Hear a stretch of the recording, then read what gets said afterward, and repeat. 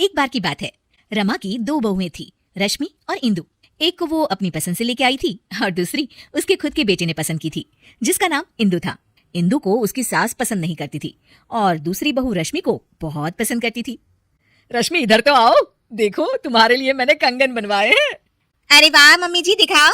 ये देखो, सोने के हैं। ये क्या मम्मी जी, इतने पतले से? ये भी कोई कंगन है?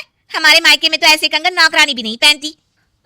अरे तू चिंता क्यों करती है, अगली बार इससे भी महंगे कंगन बनवाऊंगी तेरे लिए। अभी के लिए तो रख ले बेटा। चलो ठीक है, आप कह रही हैं तो। मम्मी जी, मेरे लिए आप कुछ नहीं लाई? हाँ ये लो। इंदु बहुत खुशी खुशी बॉक्स खोलती है तो देखती है कि एकदम सिंपल सी लाल रंग की चूड़ियां होती है। इंदु सब कुछ देख रही होती है, उसे बिल्कुल भी अच्छा नहीं लगता, पर इससे इंदु की सास को कोई भी फर्क नहीं पड़ता। वो तो हमेशा उससे बुरा ही बर्ताव करती थी। इंदु, ये खाना कैसा बनाया है? क्या हुआ मम्मी जी? अरे इसमें तो नमक ही नहीं है। नमक आपको मना है ना मम्मी जी, आपका बीपी बढ़ा हुआ था इसलिए। इंदु, तू मुझे मत सिखा, समझी? जैसा खाना सबके लिए बनता है वैसा ही खाना मेरे लिए भी बनाया कर। सासू माँ की डांट खाकर इंदु अपने कमरे में आ जाती है और हम देखते हैं कि वो कोई आम लड़की नहीं है, बल्कि उसके पास सुपर पावर है। चुटकी बजाती है और कमरा अपने आप साफ हो जाता है। पर घर के सारे काम वो अपने आप ही करती थी। सफाई करना, कपड़े धोना, खाना बनाना, ये सब उसने बहू बनने के लिए सीख लिया था। इंदु, एक काम तुम ठीक से नहीं करती। अरे मैंने तुमसे कहा था कि पीली साड़ी प्रेस करके रखना और तुमने लाल वाली कर दी। सॉरी मम्मी जी, घर में इतना सारा काम होता है, मुझसे गलती हो गई। कितना काम होता है सब दिखता है मुझे। तो फिर आपको ये क्यों नहीं दिखता कि रश्मि दीदी तो कोई भी काम नहीं करती?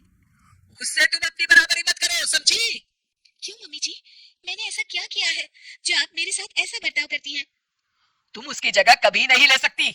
उसे मैं पसंद करके लाई थी और तुम। मैं क्या मम्मी जी, रुक क्यों गई? तभी वहां रश्मि आ जाती है। तुम तो अनाथ थी, समझी? वो तो आकाश भैया पता नहीं कहां से तुम्हें पसंद करके लाए और हमारे ऊपर थोप दिया। इंदु को ये सब सुनकर बहुत बुरा लगता है और वो अपने कमरे में चली जाती है, फूट फूट कर रोने लगती है। इतने में अचानक उसकी माँ की रूह उसके सामने आ जाती है।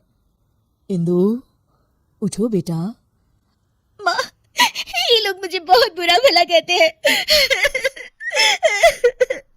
कोई बात नहीं बेटा, तुम आकाश से बहुत प्यार करती हो, इसीलिए तो इंसानों की दुनिया में रह रही हो। मैं तो तुमसे हमेशा से कहती आई हूँ कि चलो यहाँ से अपनी दुनिया में। हाँ माँ, पर अब मुझसे बर्दाश्त नहीं होता। तो चलो मेरे साथ वापस हमारी अपनी दुनिया में इंदु।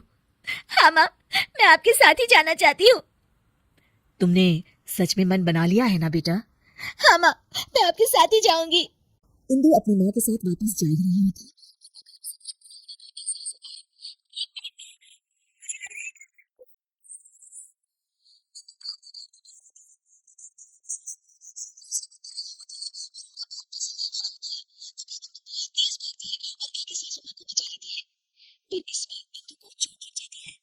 मम्मी जी, आप चिंता है ना? आपको चोट तो नहीं आई मम्मी जी? इंदु की ये बात सुनकर सासू माँ को एहसास होता है कि इंदु कितनी अच्छी है और उनका कितना ख्याल रखती है। खुद जख्मी होते हुए भी वो सास की परवाह कर रही है। बेटा, चोट तो तुझे आ गई और तू अभी भी मेरी परवाह कर रही है। थैंक यू बेटा, थैंक यू। अगर तू न होती तो न जाने क्या होता। नहीं नहीं मम्मी जी, जब तक मैं हूँ आपको कुछ नहीं होगा। मुझे माफ कर देना बहू, मैंने हमेशा तेरे साथ बहुत बुरा बर्ताव किया। अरे नहीं मम्मी जी, प्लीज आप इस तरह माफी मत मांगिए। इंदु, इधर तो आओ बहू। जी मम्मी जी। ये लो तुम्हारे लिए। ये क्या है मम्मी जी? इंदु बॉक्स खोलती है तो उसमें सोने के कंगन होते हैं। मेरी फेवरेट बहू के लिए एक तोहफा। इंदु खुश हो जाती है और अपनी सास के गले लग जाती है। Thank you mummy ji.